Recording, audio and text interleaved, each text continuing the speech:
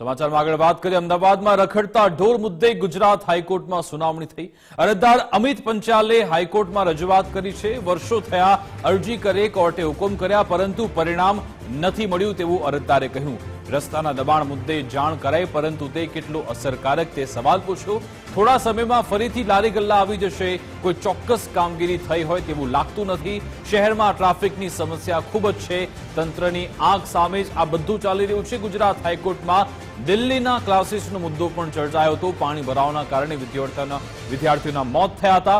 દિલ્હીની ઘટનાને લઈ ગુજરાત હાઈકોર્ટે મહત્વની ટકોર કરી છે। જે થયું તેમાં બિલ્ડરોએ કામ કર્યું, નિર્દોષોના મોત થયા। અમે ઈચ્છીએ છીએ કે હુકમ માત્ર પેપર પર જ ન રહે। ગુજરાત હાઈકોર્ટમાં અરજદારે રજૂઆત કરી। ગેરકાયદે બાંધકામ, કોમર્શિયલ કોમ્પ્લેક્સમાં પાર્કિંગની વિશાળ સમસ્યા છે, જે ફૂટપાથ બનાવવામાં આવ્યા તેનો અન્ય હેતુસર ઉપયોગ થઈ રહ્યો છે। આજ અંગે જાણકારી આપશે સંવાદદાતા કલ્પિન ફોનલાઈન પર જોડાઈ ગયા છે। કલ્પિન, પહેલા એએમસી તરફથી એક રિપોર્ટ જાહેર થયો કે અમે આ કામગીરી કરી છે, પરંતુ તેની સામે અરજદારે જે વિગત રજૂ કરી છે તેના પરથી ચિત્ર સ્પષ્ટ થયું છે।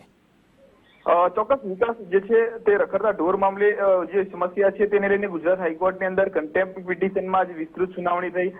રાજ્ય સરકાર તરફથી અમદાવાદ મહાનગરપાલિકા તરફથી એક સોગંદનામું કોર્ટ સમક્ષ મૂકવામાં આવ્યું કે તેઓ દ્વારા શું કામગીરી કરવામાં આવી છે। આજની સુનાવણીની અંદર મુખ્યત્વે 3 મુદ્દાઓ અલગ અલગ સામે આવ્યા છે। એક જે છે તે દિલ્હીની અંદર જે કોચિંગ ક્લાસનો જે મુદ્દો હતો તે સૌથી ચર્ચાસ્પદ રહ્યો આખા સુનાવણી દરમિયાન।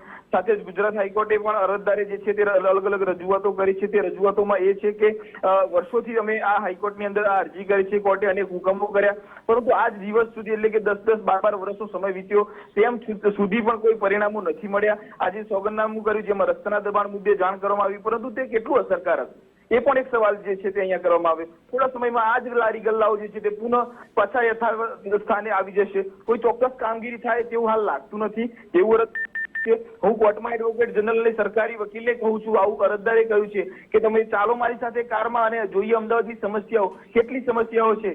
તો આ તમામ બાબતે આજે સુનાવણી થઈ છે। સાથે જ ગુજરાત હાઈકોર્ટની અંદર એ પણ મુદ્દાઓ ચર્ચાઓમાં આવ્યા કે અમદાવાદથી મહેસાણાને જોડતો જે હાઈવે છે અને ખાસ કરીને અડાલજથી કલોલનો જે વિસ્તાર છે ત્યાં રખડતા ઢોરો હાઈવે ઉપર જે છે તે ખુલ્લેઆમ ફરી રહ્યા છે। એટલે ચોક્કસથી ગુજરાત હાઈકોર્ટે એ પણ કહ્યું કે દિલ્હીનો મુદ્દો હતો તે દિલ્હીના ક્લાસીસનો મુદ્દો હતો, તેની અંદર બિલ્ડરોની બેદરકારી હતી ને સ્ટુડન્ટોના મોત થયા। અને સાથે જ અમદાવાદ સહિત રાજ્ય આખાની અંદર ઢોર અને બિસ્માર રોડ રસ્તા મુદ્દે રાજ્ય સરકારે એક ચોક્કસ નીતિ બનાવવી પડશે, કારણ કે હવે જે છે તે પરિણામની અપેક્ષા છે। એડવોકેટ જનરલને કહ્યું કે તમે વાત કરો છો દર વખતે સંવેદનશીલ હોવાની, પરંતુ હવે સંવેદનશીલ હોવું જરૂરી છે અને આ સંવેદનશીલતા અધિકારીઓમાં હવે દેખાતી નથી। તમારી માત્ર સંવેદનશીલતા માત્ર કાગળ પૂરતી હોય છે, પરંતુ ધરાતલ પર જે છે તે વાસ્તવિકતામાં આપની સંવેદનશીલતા નથી દેખાતી। અમરેલીના ધારીમાં અને કચ્છના ભચાઉમાં સાંઢની લડાઈમાં નિર્દોષ લોકોની ગંભીર ઈજા થવાની પણ મુદ્દો છે, તેને કોર્ટે ગંભીર નોંધ લીધી છે।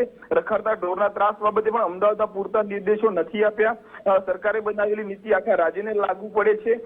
આખા રાજ્યમાં આ બાબતે અમલવારી રાજ્ય સરકારે કરવી જોઈએ અને 20 ઓગસ્ટ સુધી તમામ નગરપાલિકાઓના આખા રાજ્યની અંદર ઠોસ પરિણામો સાથેનો એક વિસ્તૃત અહેવાલ જે છે તે પક્ષકારોને રજૂ કરવા માટે આદેશ આપ્યો છે અને 20 ઓગસ્ટના રોજ વધુ સુનાવણી હાથ ધરાશે। જી બિલકુલ, આભાર કલ્પિન તમામ જાણકારી આપવા બદલ।